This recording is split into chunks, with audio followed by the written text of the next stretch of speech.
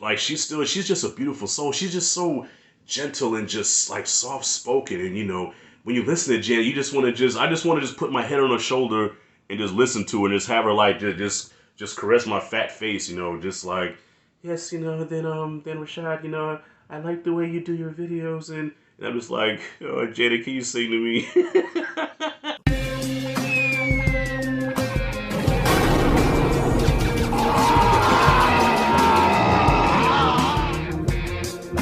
All right, y'all. One of my most anticipated things this year, yes, is a documentary from Lifetime, Janet Jackson, because I am a huge Janet Jackson fan. Never stopped being a Janet Jackson fan. Been a fan since I was a shorty, okay? Even when she was pudgy Janet, control through Poetic Justice, when my puberty really kicked in. I always wanted that poster where she had her hands behind her head and the dude's hands was covering her bits. You know what I'm saying? Love Janet Jackson, okay? Everybody talk about Beyonce now. Let me tell you something. Janet Jackson was the first. She could sing, she could dance, she could act. Janet was the overall package. Okay, she was like the fucking, she was the lust fucking goddess. Okay, of every teenage boy, every pre-adolescent male in the 80s and the 90s. Okay, so put some respect on Janet Jackson's name. All right. So the documentary dropped last night. I'm reviewing it right now. I meant to review it last night, but it got kind of late and I said, fuck it, just got some tequila and went to sleep. Part one was, I loved it. I mean, being that I'm a fan, I knew all this stuff about her already. So if you're not really familiar with Janet, I think you will love this because it does really go into her, her life and, behind the scenes. But this is stuff that I knew already. But I was curious about certain things that she was going to address, namely the child, the secret child that she had with James DeBarge. And okay, if she's gonna address that rumor, because that's been a rumor that's been swirling around for years, and Janet never talked about it. She never denied it or confirmed it. She just never went there. So this is the first time that she actually answered the question. And I like how they kept this in suspense because even though it was part one, but it was still broken up into 2 episodes. And the first episode ends with, so did you have a secret child with James DeBarge? And she sits there like she took too long to answer. So at first I was like, shit, did you? Because you're taking too long to fucking answer. Because look, I mean, the type of person I am, if you ask me a question about myself and I know the answer, I'm like, nah, fuck, no, we ain't had no secret child. The fuck you talking about? But she took too long to answer, so I'm like, okay, is that true? But then second episode, of course, starts out, no, it's not true, didn't happen, and Reby confirmed it because word on the street was that she had the secret child and Reby raised it. Okay, they said Reby, then they said Jackie. Okay, then they said Jackie's daughter was actually Janet's daughter, but Jackie raised her as his own because the child looked a lot like Janet. But that's, all them Jacksons look alike. Like the Jacksons they got some strong fucking genes. They have distinct looks. You know what I'm saying? You can always tell a Jackson. That's why I don't care what nobody says. Michael's kids, those are not his kids. Like, those were kids, but he didn't shoot them out of his nuts. So, yeah, that's the main thing that I want. Well, not the main thing. But that's one of the things that I wanted to hear about. Okay, let's see what happened with the secret child. So she denied that. Okay, boom. Everybody still has their theories, but look, if she said it didn't happen. Janet, baby, I believe you. Okay. Now we go. Well, I'm sure they're gonna address this tonight, where I want them to go into the whole Super Bowl thing, where Justin Timberlake exposed her titty. Okay, and she got penalized for it, which I think is bullshit. And the fact that Justin Timberlake never even really spoke up for her, maybe that was his manager, his publicist, or whatever, told him like just back off of that. But nah, dude, you're the one exposed the titty, so you are accountable for that. So you know what I'm saying, man up, nigga. You just threw her out there to the fucking sharks and the wolves and let her get crucified. Now she has a lifetime ban from the Super Bowl. If I'm not mistaken, I think MTV even like pulled her videos or something like that, right? Didn't that happen, I think? Where they wouldn't play her music no more. She kind of got blackballed a little bit because of that shit, which is unfair. She didn't take her titty out. Her titty was in the bra. Justin Timberlake exposed it. All right? I mean, it was there for the world to see, but he took that shit off. That's like somebody pulling my pants down. If I walk outside of my car, somebody pull my pants down and I go to jail for it. I didn't do it.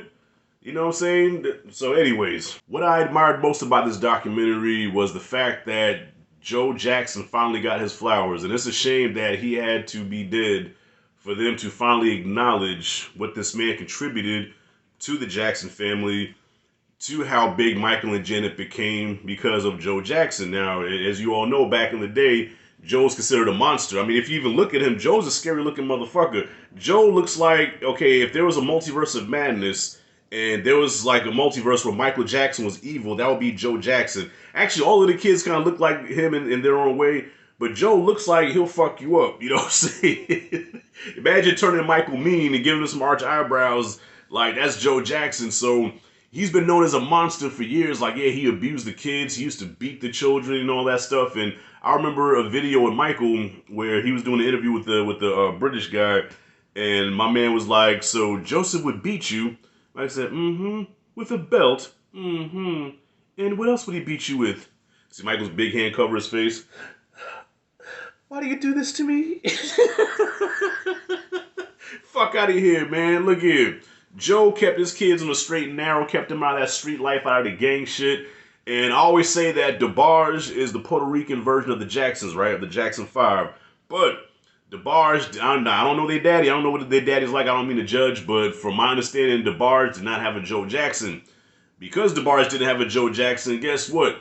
Them niggas was all kind of drug addicts and got in all kind of legal trouble and stuff. You never heard no scandals with the Jacksons except for Michael, where they had to dig stuff on Michael to fuck with him, as far as the Elephant Man bones and the oxygen chamber and the animals that he kept, and then later on with the kids. You know what I'm saying? They had to find stuff on Michael because they had nothing on the men. You know what I'm saying? And of any of the Jacksons, you know, and that's because of Joseph. So I love the fact that Joseph was acknowledged, that, you know, he was the one that really made the Jacksons. Of course, he was overbearing. He was a little, you know, strong-willed, and he was that stern old school father that a lot of brothers were back in those days. But the difference is that Joe had a vision, and he was determined to make his kids stars, and that's what he did.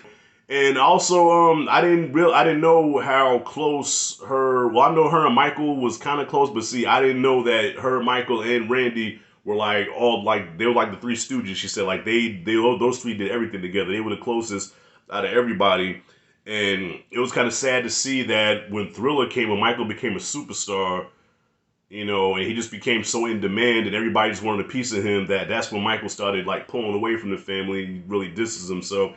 And she said that her and Michael was never the same after Thriller came out. You know what I'm saying? Yeah, it's kind of fucked up, man. And I mean, I can just imagine. I mean, you're the biggest star in the world, got the biggest album in the world, and you know, everybody just wants to take from you. You know what I'm saying? And then you can't trust nobody, even your own family. I guess I kind of get it. But Janet had to escape his shadow. It took a long time for her to escape his shadow. And personally, I mean, yeah, I was a Michael Jackson fan like everybody else in the 80s. But when Janet dropped, okay, I was like, who is this beautiful woman here that looks just like her brother? As a matter of fact, yeah, it took a minute for me to really look at Janet that way, because she looks just like Michael. I mean, she can feel any type of way she wants to about it. You're always going to be compared to your brother. You know what I'm saying? Like, you look like him, you sound like him, you're making music now like him. You know what I'm saying? That those comparisons, it's inevitable.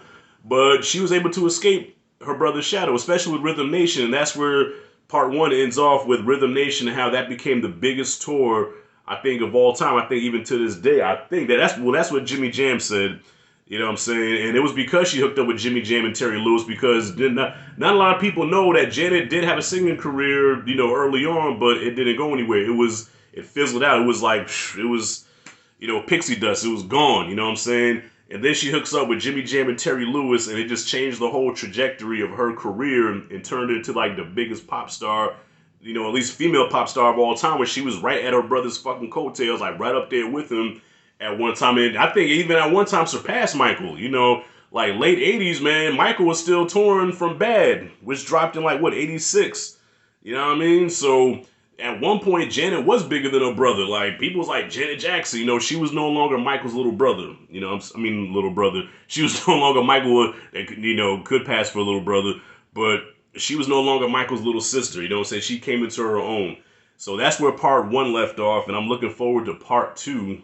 But like, she's just a beautiful soul. She's just so gentle and just like soft spoken. And you know, when you listen to Janet, I just want to just put my head on her shoulder and just listen to her, and just have her like just caress my fat face, you know, just like, yes, you know, then Rashad, you know, I like the way you do your videos, and I'm just like, oh, Janet, can you sing to me?